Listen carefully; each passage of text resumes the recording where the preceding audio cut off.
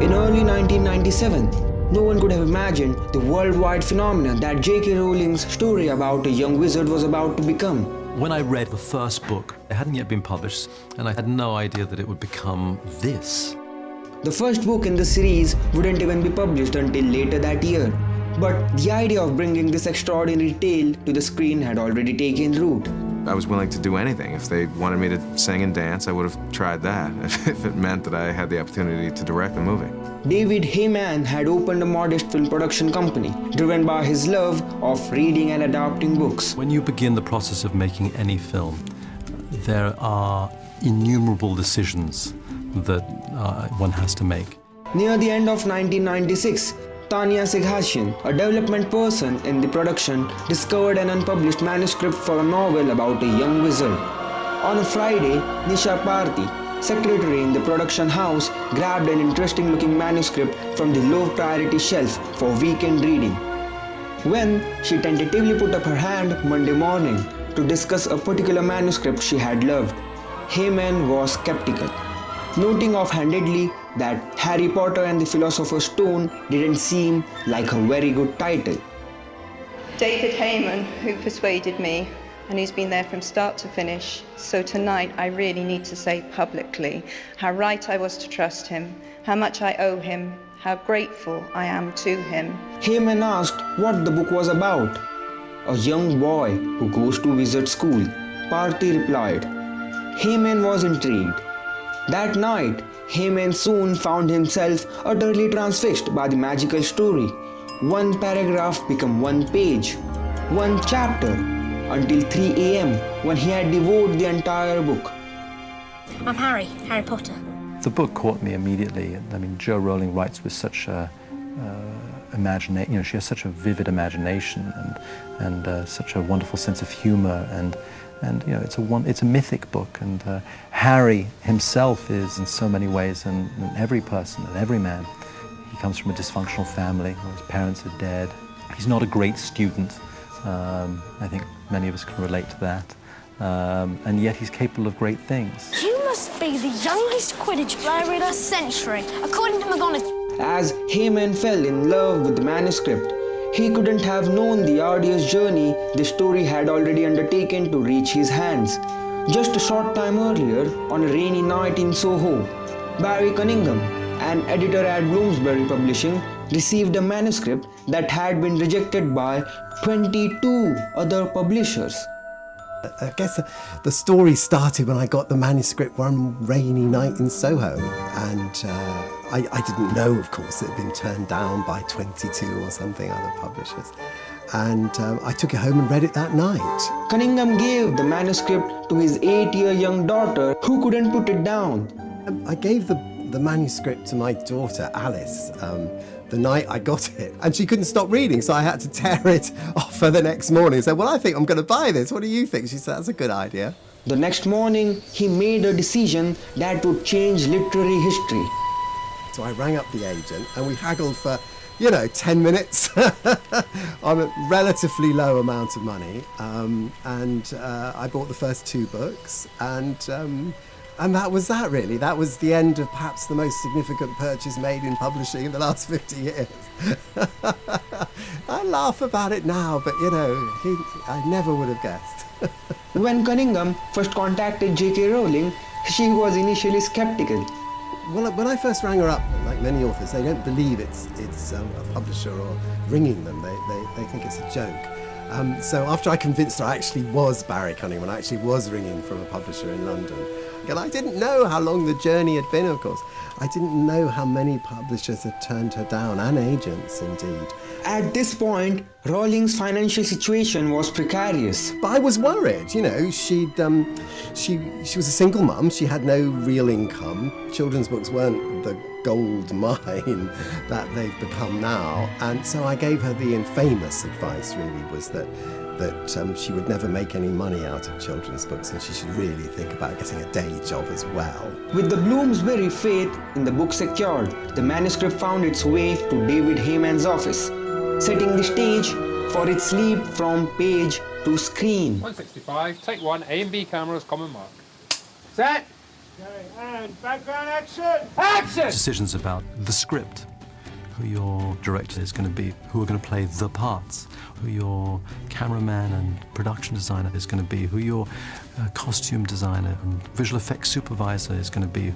All those decisions are absolutely pivotal to making the film that you as a producer and the director's director want to make. As Heyman already loved it, he quickly involved his childhood friend Leonard Wigram, an executive at Warner Brothers. Wigram pitched it to his colleagues at a weekly development meeting as a book about a sort of high school for wizards. Though skeptical of the overtly British fantasy premise, and also there hadn't been a very big fantasy film for a very long time, the studio gave a cautious green light warning: just don't spend too much money. Despite tight budgetary constraints at first, an elite team was carefully assembled to bring J.K. Rowling's wizarding world to life. I feel we've been very lucky that at the very beginning that we made some pretty good decisions that have held us in good stead as the series has developed.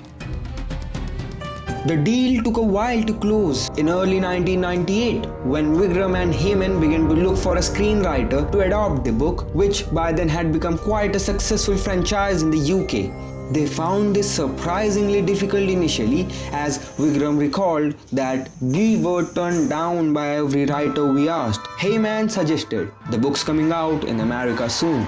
Let's see what happens then." And indeed, once Harry Potter and the Sorcerer's Stone became a publishing phenomenon, the search became far easier. Suddenly, everyone was calling. Writers, directors, everyone. In hiring a writer, we wanted somebody who could capture the spirit of Joe's writing, and so I sent the book out to a few writers. But I had around, I can't remember, 7 first editions of Harry Potter and the Philosopher's Stone, which I sent out to many writers who passed on it. Each one of those books is worth like $25,000 now, so the screenwriters who didn't do the book ended up getting paid anyway. In the end, Steve Kloves was hired, who would become an invaluable part of the Harry Potter team, eventually writing 7 of the 8 films. Writing Harry Potter and the Philosopher's Stone is probably the most challenging thing I've ever done, because people are so familiar with the book and feel so connected to it that you don't want them to feel cheated in any way. We hired Steve Kloves, who at the time I suppose was an unusual choice in as much as he had never written any family adventures, as it were. But he was a writer who I loved, and who was brilliant at adaptation. Joe Rowling's probably been my greatest asset, because from the beginning, she was extremely supportive and understanding of what I was dealing with. She's made herself available, been extremely generous with her time and answering my questions. You know, she's driven me crazy at times, because since this is a series of books, a familiar refrain became, I can't tell you that because that's going to happen in book 7. But she would tell me when I was on the right path. With the vital screenplay architect in place, other massive creative decisions still loomed. Another huge decision was selecting a director to first define the wizarding world on screen and bring to life characters and locations that millions of readers already imagined in detail. Got it? Chris had this tremendous enthusiasm, which is what was very much needed on those first 2 films, because, if we come onto the first 2 films and the director had been horrible, I don't think any of us ever would have acted again. And cut. When we began the process of finding our director, we spoke to several really fine directors. Even Steven Spielberg expressed interest, and that was, for me, quite remarkable. But ultimately, he had other projects that he'd been working on for a while, and he decided to work on them. Despite being an unconventional choice, as he was thought to be almost too commercial, Chris Columbus vowed with his passion and adherence to the source material. As Horn recalled, Chris had the most compelling pitch. He would have done his homework and would faithfully transfer Joe's brilliance to films. When I read the book, it was just at the beginning of the phenomena. And I called my agent and I said, I think I would really like to make a movie of this material. I really, really responded to it. I saw the movie in my head when I read the first book, and I saw the world. And my agent said, well, you're going to have to get in line. There are about 50 other directors who also want to make this into a movie. And I was completely sort of stunned because I hadn't been following it that closely, and I didn't realize. And then she sent me a list of the people who were, you know, in contention, and I thought, there is no way, shape, or form I'm going to get this job. Rob Reiner was on the list, Steven Spielberg was on the list, everyone was on the list. And she said, Warner Brothers is willing to have an interview with you. Chris arrived at the meeting with a script. He himself had taken 2 weeks on his own, writing on spec a draft of the script. And he'd really thought through how he wanted to approach it. I think at that moment, they probably realized that I was very, very, very serious about making a great film out of this material. We met a lot of people, and ultimately it came down to studio comfort, and also the person who had the most passion for the material. And it was Chris Columbus who emerged as the favorite and got the job.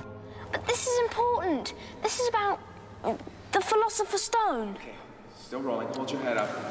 When you find out that he's gone, this is the worst thing that could possibly happen, because that means you're dead. In the first movie, I always, laughed and said we should put a camera on Chris, because what the kid's performance really was a reflection of what he was doing and what he was bringing out. Stronger when he's gone. But this is important. Set and... Should we go from he's gone? Yeah, and... He's gone?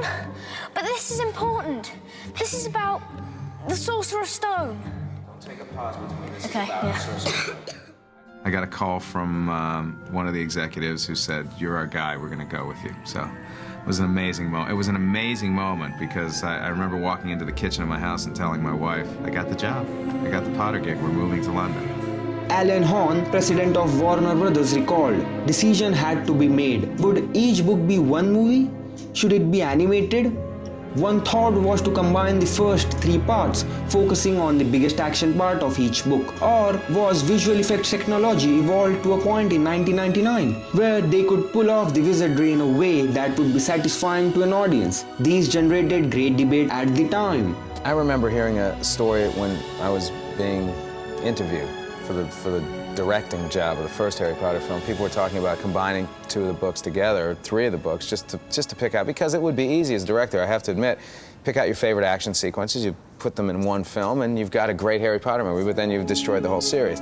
As the series progressed, not only did the stories darken and deepen, but the filmmaking craft itself evolved.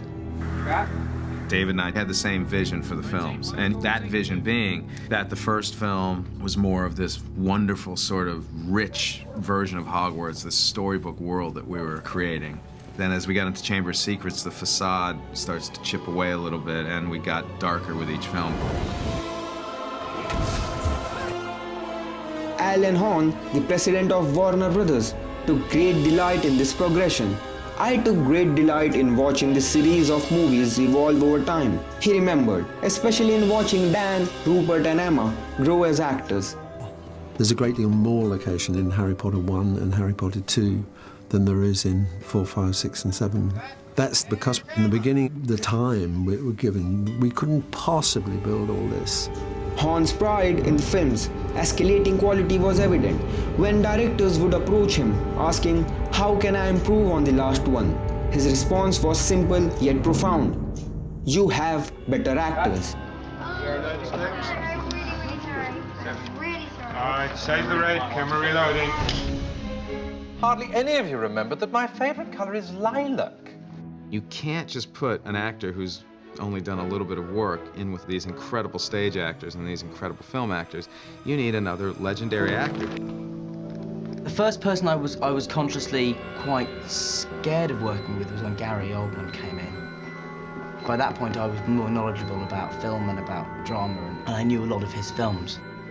So working with him was very frightening. It's cruel that I got to spend so much time with James and Lily and you so little. Dan, eyes wide, head up, really loud this time on I want my letter, and also pound the glass with the palm of your hand.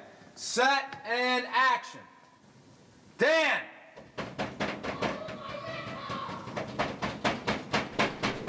Say, don't burn my letter! Oh, go ahead. With the perfect director aboard, one immense challenge remained: literally constructing the wizarding realm on screen. For that, the team turned to esteemed production designer Stuart Craig. The first person hired was Stuart Craig because this world had to be created. Honestly, your first reaction is fear. I thought, oh my God, how can I possibly do this, really? Starting with Stuart Craig was one of the best decisions that we made on those pictures, and Stuart's just a genius. He really has brought Hogwarts and Joe's universe to life. It is his creation. Lionel Wigram, who had also worked with Craig on another film, was in awe. Every single time I visited the set, and I would often go as a wow moment, Wigram recalls. The sets were so massive and so magical. That question of what is this world, what does it look like, you always start with the novel. Because J.K. Rowling talks about the great antiquity of the world. We were able to go to various churches and universities throughout England and create the whole world. He continues, I thought his work was exquisite, and he was just a lovely man. When it came to finding a production designer for Harry Potter, there was really only one possible choice. When we first began this whole series of films, Harry Potter 1, we met Joe Rowling and had loads of questions, masses of questions to ask. And this was in fact her layout drawn at a hotel dining table of Hogwarts. All the major ingredients, the Dark Forest you see there, the castle, the Quidditch pitch, the Black Lake, Hogsmeade, everything is on there, the complete world. Without a little hand-drawn map, I would never have got to grips with it in the way that we did. It was the most terrific. With a grin, Wigram adds, of course, it didn't hurt that he had already won 3 Academy Awards. Alan Horn remembers the first revelations vividly. There's nothing like the first time I saw Hogwarts, Quidditch, Hagrid's Hut, he says. At the London premiere, sitting with J.K. Rowling, Horn thought how fabulous it will be to sit here and watch this unfold.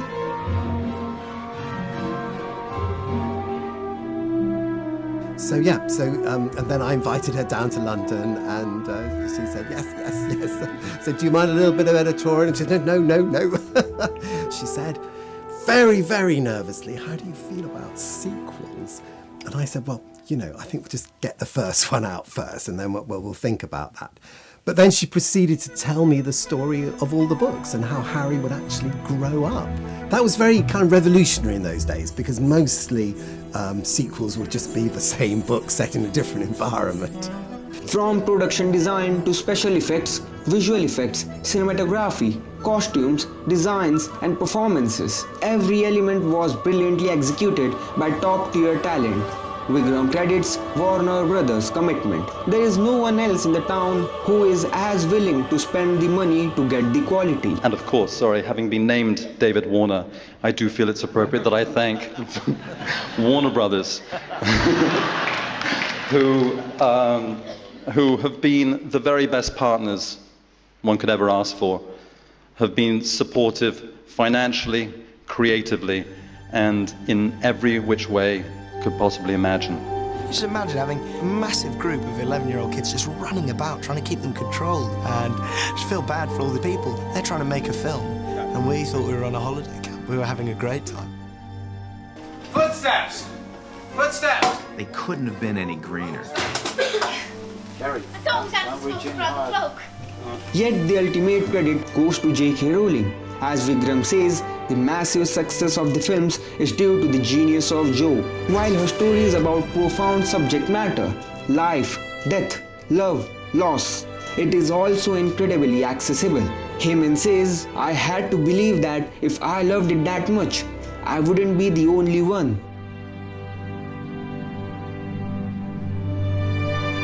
You're the weak one, and you'll never know love or friendship.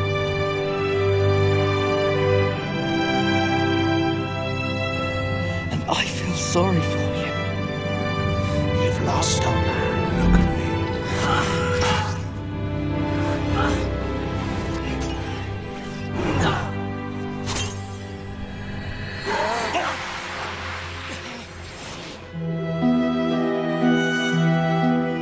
just great to look up when you were writing and stop and think about things and be able to look out on the street, which was quite busy. They were pretty tolerant of me in here, partly because one of the owners is my brother-in-law. And I used to say to them, well, you know, if it gets published, I'll try and get you loads of publicity. And it was all just a big joke. No one ever dreamt for a moment that was going to happen. To muster the willpower to keep going with no promise of publication, obviously I must have really believed in the story, and I did. I really believed in it. But it was more a feeling of, I have to do right by this book. I have to give it my best shot. But at the same time, my realistic side was reminding me that a completely unknown author always has a struggle to get published, and who knew? Just because I thought it was so great was no guarantee that anyone else would like it. Jo's books were an extraordinary gift. With her fierce imagination and wit, she drove us into a mythical, magical world and created vivid characters that we all could relate to. Perhaps the greatest success of the films is that they seem to have given audiences the feeling that David Heyman had the night he first read Harry Potter and the Philosopher's Stone. It made that magical world feel as if it was a world that was connected to my world. And who knows, maybe, just maybe, there is a place like Hogwarts out there. Boom! Goes up, back down, back over here. You're going too far up that way. Okay, cut. Everyone working on the film was committed to finding a way to make the material not only cinematic, but also a magical, faithful retelling of the first book. Hand out, Dan. Freeze in that position. Sean, same with you. Don't move. And action. David Heyman was a wonderful collaborator and very passionate about the film. And I think that's why David and I got along so well. There was nothing else in our minds except making a great film. For author J.K. Rowling, it was a dream come vividly true. They both of them were at pains to say to me, you know, we really like the book, but, you know, it's not that commercial. The journey of Harry Potter, from struggling manuscript to global phenomena, is a tale as magical as the story itself. That was second to the birth of my daughter, the best moment of my life. Barry Cunningham reflects on those early days.